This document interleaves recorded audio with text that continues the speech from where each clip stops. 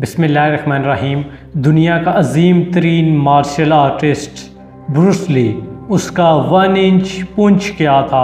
Bruce Lee कैसे दुनिया का अजीम तरीन मार्शल आर्टिस्ट बना और उसकी पूरी सरार तरीन मौत की कहानी। प्यारे दोस्तों, अस्सलाम वालेकुम। यूनिक इल्म अकेडमी पर खुशामदीद। मार्शल आर्ट्स का माइकल जैक्सन माना जाने वाला और पुंछ की ताकत मोहम्मद अली के बराबर रखने वाला ब्रूस ली 1 इंच के फासले से तख्ता तोड़ देता था। प्यारे दोस्तों, रोज़ाना 5000 पुंछ 1000 के 115 किलोमीटर साइकिलिंग करता था। यही वजह है कि दुनिया ने उसकी ताकत को 1 इंच पुंछ के नाम से जाना। वो मार्शल आर्ट को लेकर बहुत जुनूनी था। उसका यही जुनून उसे सारी दुनिया में मशहूर कर गया। उसके मुक्के की रफ्तार इतनी ज़्यादा होती कि उस वक्त के कैमरे भी रिकॉर्ड न कर पाते। फिल्मों में जब वो परफॉर्म करता तो उसे असल रफ्तार से हटकर एक्शन करना पड़ता, क्योंकि उस वक्त के कैमरे उसकी जो मूवमेंट होती थी उसको कैप्चर नहीं कर पाते थे। प्यारे दोस्तों, तारीख में ब्रूस ली का 1 इंच पुंछ का कोई तोड़ नहीं मिलता। 1 इंच से वो लकड़ी का बोर्ड तोड़ दिया करता था। अगर वो तंदुरुस्त और सेहतमंद आदमी को भी एक मुक्का मार दे तो उसको वो गिरा दिया करता था। ब्रूस ली मोहम्मद अली से लड़ने का भी इरादा रखता था। मोहम्मद अली जो कि एक अजीम बॉक्सर था और मोहम्मद अली कले का एक जादुई मुक्का बहुत मशहूर था। वहीं पर ब्रूस ली का एक पुंछ बहुत मशहूर हुआ। ब्रूस ली के एक पुंछ में मोहम्मद अली के मुक्के जितनी ताकत थी, हालांकि ये मोहम्मद अली से वज़न में निसफ था।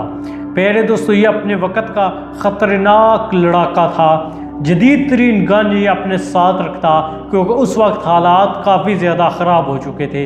इसको मुताले का काफ़ी शौक़ था और इसके पास एक अपनी लाइब्रेरी भी थी, जहाँ ये अपने फ़ारग़ औक़ात में बैठता और इल्म की रोशनी से मुनव्वर होता। प्यारे दोस्तों, 1960 की दहाई में इसने मार्शल आर्ट की कोचिंग शुरू की, जिसमें ये 1 घंटे का $250 वसूल किया करता था। ये इसके फ़न में माहिर होने का नतीजा ही था। प्यारे दोस्तों, इसके अंदर एक बेहतरीन सेंस ऑफ ह्यूमर भी पाया जाता था। इसका वज़न 63 किलोग्राम था। 5 फीट 7 इंच का कद रखने वाला ये शख्स अपने फ़न का जादूगर समझा जाता था। इसने 4 फिल्मों में मरकज़ी किरदार के तौर पर काम किया और इसका ये किरदार इतना हिट हुआ कि हर दूसरा हीरो इस जैसा बनने की ख्वाहिश करने लगा। उसका वालिद भी हॉलीवुड का स्टार बना चाहता था। चाइना के लोग ब्रूस ली से नाराज़ रहने लगे, क्योंकि चाइना के लोग ये समझते थे कि मार्शल आर्ट उनका फ़न है और वही इसके जागीरदार हैं। उनके अलावा कोई भी ये फ़न ना ही सीख सकता है और ना ही दुनिया के सामने इस फ़न का मुज़ाहरा कर सकता है। इसी वजह से उन्होंने ब्रूस ली का रास्ता रोकना चाहा और उन्होंने ब्रूस ली को कहा कि अगर तू दुनिया के सामने इस फ़न को प्ले करना चाहता है, दुनिया के सामने तू ये फ़न दुनिया को सिखाना चाहता है, तो इसके लिए तुझे हमारे सबसे बेहतरीन मार्शल आर्टिस्ट से फ़ाइट करना होगी।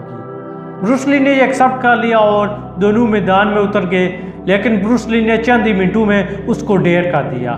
1964 ईस्वी में अमेरिका में मशहूर कराटे का एक टूर्नामेंट हुआ, जिसमें ब्रूस ली ने दुनिया को वर्ताए हैरत में डाल दिया और गोरे भी ब्रूस ली की गैर मामूली सलाहियतों को भांप चुके थे।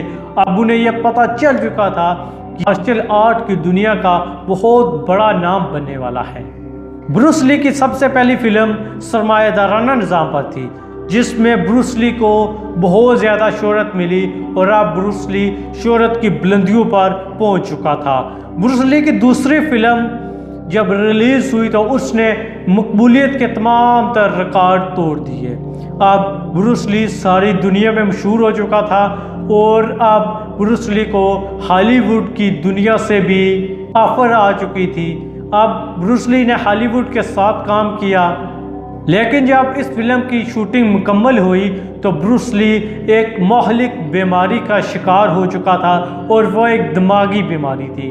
अब वो जब इस बीमारी का शिकार रहने लगा तो उसने उस बीमारी के इलाज के लिए अमेरिका का रुख किया, जहाँ पर मामूली इलाज के बाद डॉक्टरों ने इसे क्लियर कर दिया और कहा कि अब ये ठीक हो जाएगा। जब वो दोबारा चाइना वापस आ गया तो वो मुसलसल इस बीमारी का शिकार रहने लगा।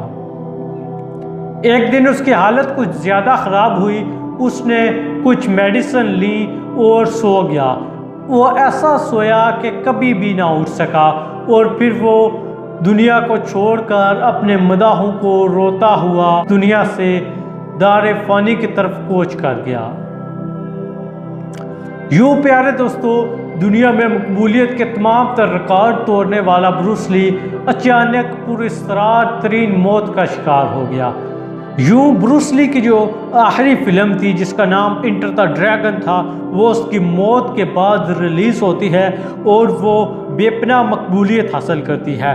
इतनी मकबूलियत के हॉलीवुड की तमाम फिल्मी दुनिया का जो रिकॉर्ड होता है उसे बदल कर रख देती है।